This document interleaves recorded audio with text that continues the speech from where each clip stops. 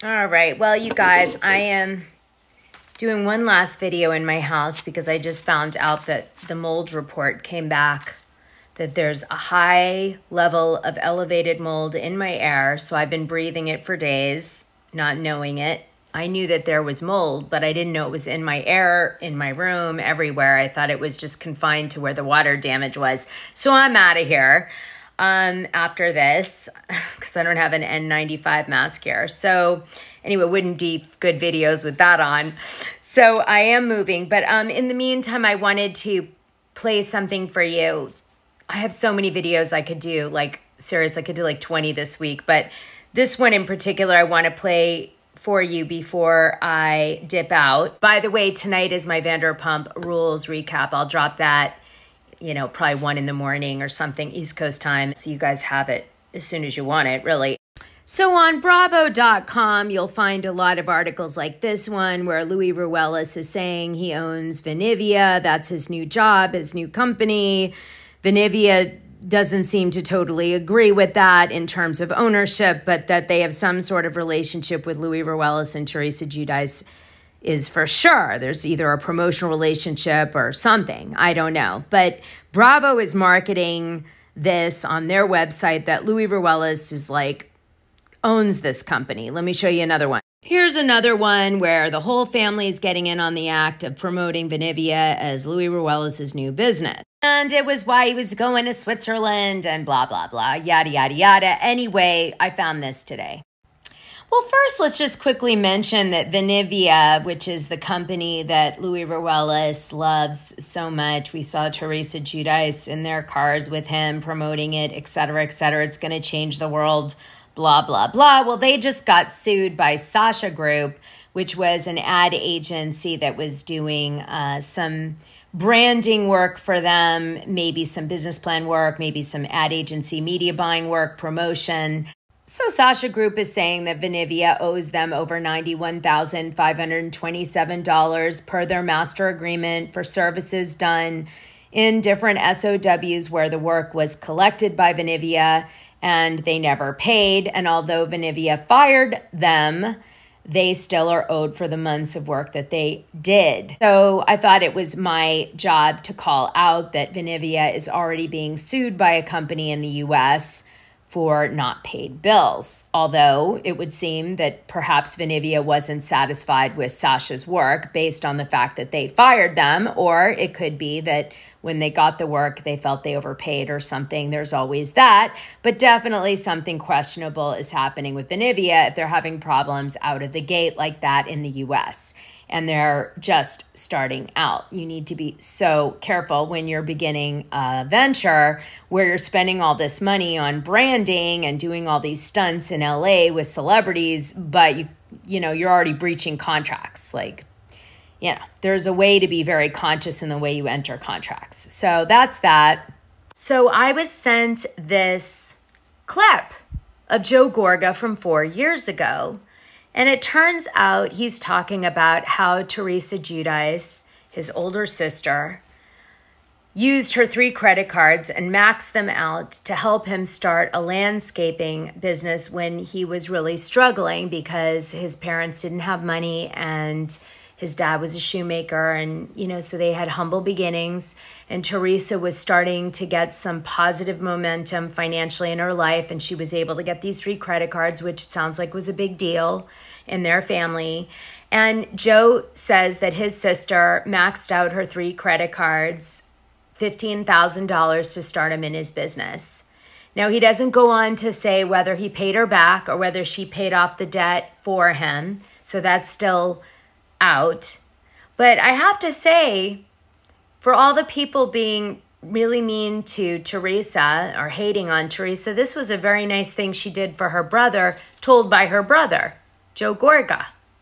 And I like to share all sides of the story, sometimes good, sometimes bad for people. It just depends. Because I don't mind. I think most people are gray, which is probably why I do this channel, right? Is to kind of say, boy, everybody's gray, aren't they? All right, let me play this for you. It's why I tell you guys, don't be inspired by me. All right, here we go. Let me play this for you. I can't show it, so. 6 months. I just opened my own business. I went out and I took a loan on my sister's credit card, Teresa Judice. Or Teresa Gorga at the time. Now the picture comes Teresa right? Gorga. Now I know why all the family drama. Okay, No, so she's no, not no, letting you live that down, basically. So I said to my sister, I had no one else. I said to my sister, she just started making it in life, you know. She had 3 credit cards, I think like $5,000 each. I said, I want to buy this little landscaping business. Right. And she, as my older sister, she backed me up. I maxed out all 3 credit cards. And I went and bought this, you know, Sanford and Son, beat up equipment, old truck, 1970 truck. And I went to work. And I went to work really hard. And it explains it in my book how I did it. I mean, for 4 months, I didn't even have a truck. I was riding around on a lawnmower. Wow. And so I went from there, and I just worked the hard way. Right. And I got into my first flip with no money.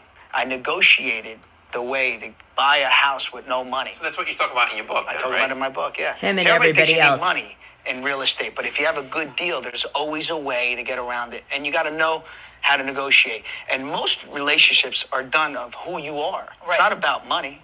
Right. If people feel good with you and you find a good deal and you know how to negotiate, I did 10 deals without any money. Wow. Without any money. How do you choose your properties to like flip and sell? Like, how do you know what's a good property for you? You know, if you got to think about it and you got to do the numbers more than 15 minutes, it's a bad deal. You have to know instantly. Okay. That's how real estate is. Right? It's an instant thing. You go look at the deal. You know the area, how much the rent is, or what it's going to flip, the comps. You know within 5 minutes.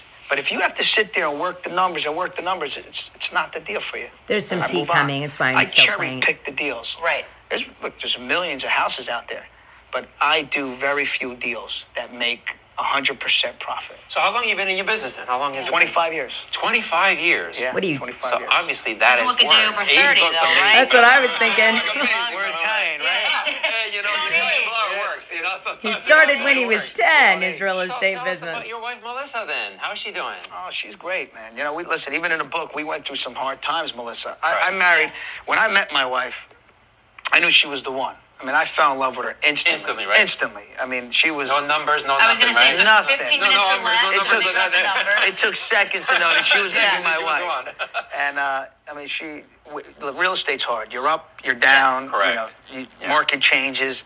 And, you know, when I met her, I gave her a beautiful life. And then in 2007, 8, market went down. Right. I mean, she had the black Amex card. She lived in a mansion. She had cars. Right. You know, she spent anything she wanted. But when the market crashed and I was involved in 30 different deals, I gave her $100 a week. I go, here, get your gas, pays your... Wow. We eat with that, Can you imagine your diapers for the kids, and that's all you got. And you know what? She stood by my side, and she rode the wave. It took us that about was 4 or maybe- 5 years to get out of that. And listen, that's what made her an amazing wife. She stood by my side. Now, let me ask you, Jersey reunion's coming up. This is 4 How'd years she ago, do? remember? What can you tell us? She hold her own? I tell you, listen. Did she battle it out with your these- sister? Hold on. These Gorgas are tough. Yeah, man, I They're know. tough. They're tough. They've been in the real estate business for 25 years. Right. They're nuts. So I show up to the reunion, and everybody comes up running to me. They said, what's the matter with Teresa? She went crazy on Melissa. I said, what? Out of nowhere. I don't know what happened. Do you recognize her really quick? That's Darren Karp. That's Andy Cohen's assistant for many years, who then became his head of staff and is also his good friend. So that's her. I don't know if I ever interacted with Darren, but I will tell you that I used to love Andy Cohen's assistant in 2011 and 12 and 13, I guess, when I was talking to Andy Cohen, because back then we talked directly to Andy Cohen, you know, via email or his staff if we had an issue or something. And I remember loving his assistant, always really cool. And I wonder if it was Darren. Anyway, she seems really nice on TV. She also does like collaborations with People Magazine and other people like that, sort of, and podcasts and stuff. She's not just strictly Andy, although that's her main gig. But anyway, let me continue. But that explains why he's on this show, just to say why he was on the show. All right, let me go back. I don't know what happened. So I can't tell you too much, but did Melissa hold her own? Yes. Okay. Wow. And you stuck by your wife. Stuck by your wife. I had to. That's what am I going worse. to do? I got to go lay in bed with her. I'm not laying in bed with my sister. Joe, man, you got to go, brother. You got it. Thank you so much. I Appreciate learned having you so on the show. much. So there's some insight for you guys. Struggling for several years, Melissa Gorga stands by Joe Gorga, which is why he has this undying loyalty to her no matter what is said. And, you know, he really was struggling. $100 a week is probably an exaggeration, but it's showing how hard up he was at that time. Now, it also shows that Teresa has done some really nice things for her brother. Not many sisters would offer their credit card to let their brother rack up $15,000 on it. Unfortunately, my feeling is that it's too bad that Teresa and Joe Gorga can't make amends because, and Melissa in all this, I know they've both done a lot of bad to each other, but there's also been a lot of good.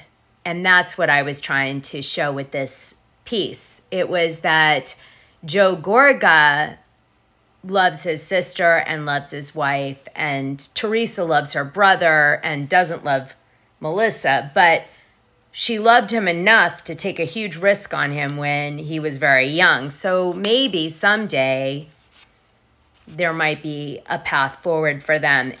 Possibly, although I know at this time Teresa's like, nix-nay. Okay, I will be sending this video to her. I'm trying to get them back together. Shh. Like and subscribe.